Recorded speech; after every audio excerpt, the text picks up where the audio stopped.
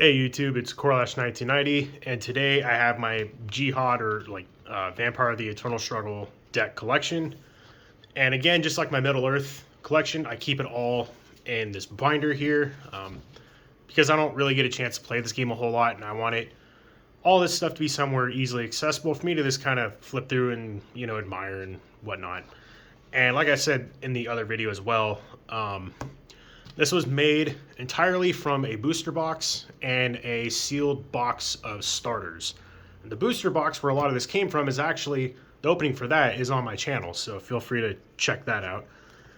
And I can't remember exactly what each house of vampire, I basically have a 60 card deck for each different representation of vampires. These are the feral ones. They're deal with the wild and deal with animals and stuff, whatnot. I need to remember what the names of these are called.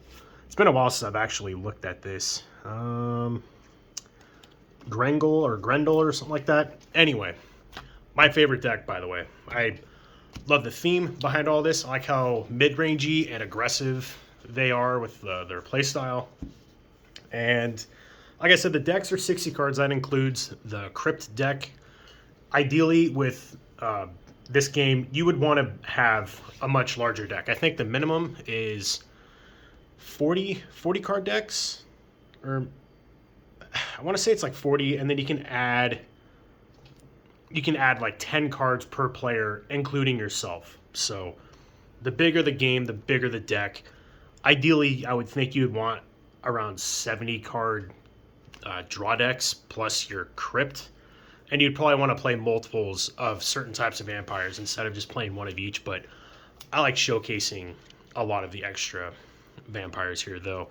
I would ideally have like 3 or 4 of him, maybe more of her, definitely more of him, and so on and so forth. Like these ones I don't really do anything.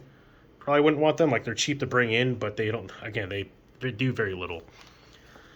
Yeah, let's go through the deck though. So this is not going to be an optimized set of decks because there's hardly any rares in any of these decks, and I'm not going to post deck lists for this because this binder's full. This is a lot of cards for me to type out, and I'm sorry, I'm not going to do that though. I did for Rage because it's a lot smaller, and I don't want to say there was more thought put into those decks. There's quite a bit of thought put into this as well, but this is like a very limited format building. Again, just go off of the first booster set, and the decks kind of build themselves. I focused on 3 different types. So like a Fortitude, the like crazy rabid type, the one with the like fang, and then the animals. And if you look on some of their characters, this one does it actually. It has all 3 types that Grendel represents the most. So that's how I built my decks. I chose 3 and went with it. The most common used 3 out of all the characters. And yeah, I like this one the most. The animal cards are a lot of fun. I like playing all the allies and companions and stuff, and the artwork is just amazing for these 3 types of classes. And then we have my second favorite deck, which is like the Street Punk guys. And this deck is all about just caving people's faces in. There's nothing political really going with this. You just want to beat the crap out of everyone. You want to make everyone's lives miserable, and hence why I have Smiling Jack the Anarch in here, which that picture's great. Drew Tucker. And then also Vampiric Disease by Mark Tidine. Awesome picture. God, this dude is just, the things he can do with gouache is insane. Being an artist myself, I can't stand working with gouache, and that guy makes it look like a breeze.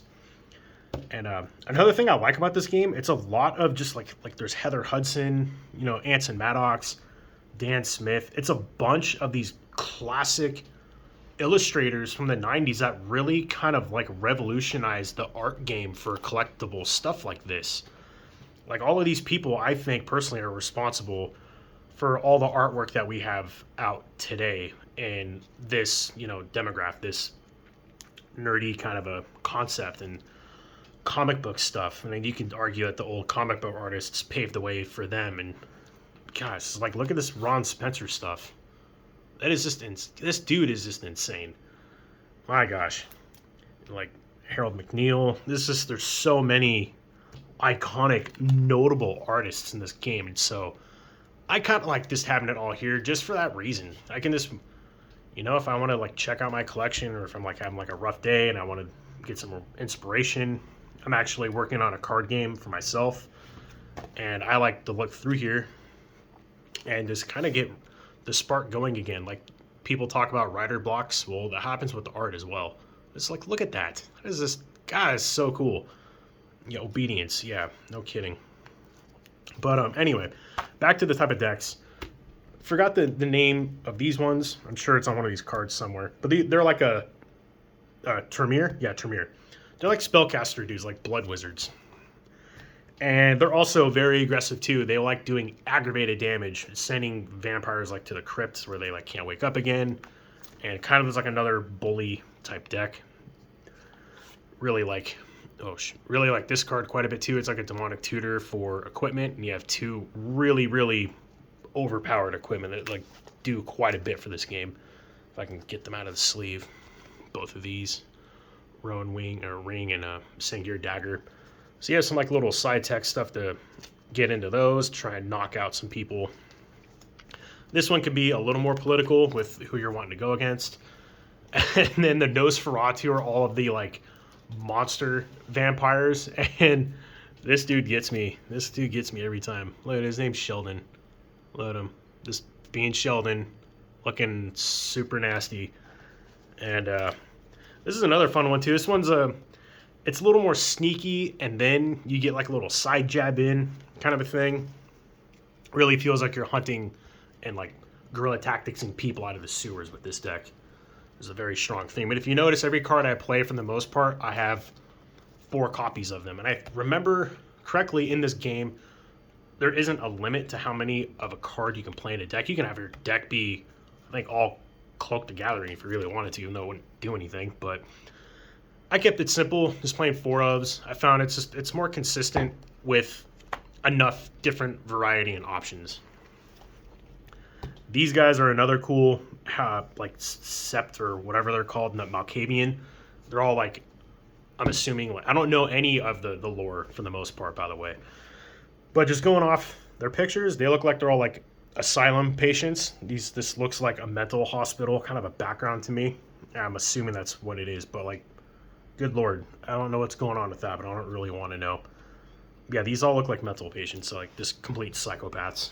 And some of their cards are very just random and chaos creating havoc stuff that just swap things around and take things, and all of their cards are really good at like the 3 things that they like are making your stuff unblockable, being able to block everything. And then they had some like political stuff too, so I played some political cards. There's a lot of, the chain is all about controlling opponents' things, so a very control-driven deck for this one, hence why I have some of the political stuff. It's all of these are just political cards. And then now we're getting into the more political side of this game, where I think the game really shines. It's where a lot of crazy stuff can happen, making pacts with other opponents, and the way you attack like the person to your left and defend to your right, and you keep going until people are out and you get points for knocking other vampires out. One of these years, I'm going to go to Gen Con. I'm going to bring a deck of mine, and I'm going to try and play some vampire, because I've heard there's like big groups that get together late at night and play this game, and that sounds like a lot of fun. Getting in a group with like 8 people and just duking it out. I mean, man, look at this. This is becoming more of just like an art showcase more than a deck showcase. It's Ron Spencer. Again, I think his work in this game is arguably better than what he did in Magic. Same with Richard Kane Ferguson. Look at that. It's amazing. And it's like Dak and Corlash, some of my favorite artworks in Magic. He's like one of my favorite artists just in general. Him and Mark Tedian are insane. And yeah, this deck, it's very control based. There's a lot of like spellcasting type stuff, and then a lot of politic cards. And then we get to the main politic-driven deck. That is literally all this house does, or Scepter, again, whatever the heck they're called. I'm sure the name will come to me when the video's over, when it doesn't matter anymore. But yeah, these are all like government official type people, so it's very fitting that they're all controlling and very politically driven. You want to do all these politic cards, and they have all these cards that buff your politic cards and whatnot. And I think this deck would be a lot of fun to play too. Though I don't know how successful it would be at winning, because you're not really being aggressive, right? You don't really have a whole lot of attack cards. You can always do the bleed action. There's things to buff your bleeding, but I think personally, I'd rather play a deck like this, where it's just you want to get in, you just want to punch people. But I could see the ploy in this too. And plus, look at this picture right here too. Look at that. I don't really know what's going on there. There's like some like lady running from like a chalice or something. I don't know. I like it though. And then this is the last deck I have, and of course I have the rule book in here, so I can kind of just take this binder and then go. A lot of my because I have a lot of decks that are in binders like this for display, like Warhammer Champions, which I'll probably do tomorrow. I have 2 binders worth of decks for that game, but I also try to like keep the rules and stuff in there. Though I know the rules well enough to that one, but this one can get pretty complex. No, it's really not that complex. There's a lot of layering to how you do stuff, so it's always nice to have a little rule book to refer to.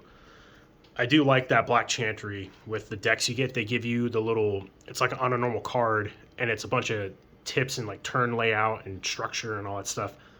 That's great. I should add those to this collection as well. Just kind of keep everything together.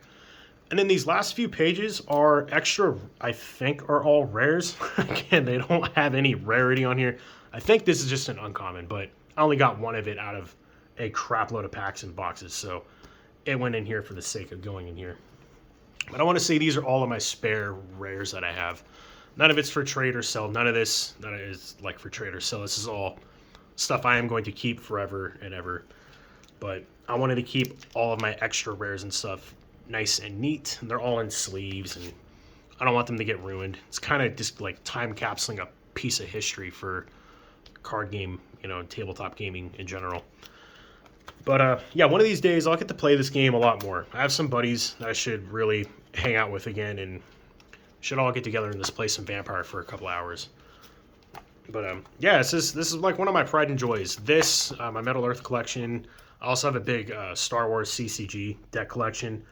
I'm a little hesitant on posting that though, because that game still has like a very strong following, and not that that's a bad thing. I think it's a good thing. I am not well educated enough to be posting deck tech videos for that game, is my point. So I might just keep that to the side. If you guys want to see that, just let me know down in the comments. You all have been really, helpful with let me, know what's going on and kind of keeping in communication with me. Like I said, I'm enjoying messaging all you people and adding to the comments and everything. But yeah, that is my Jyhad deck collection. Thank you all for watching, and like I said, it'll probably be my Aegis Sigmar collection tomorrow. I'm still trying to figure that one out. But again, I appreciate all you for liking and subscribing, watching the videos, and I'll catch you all next time.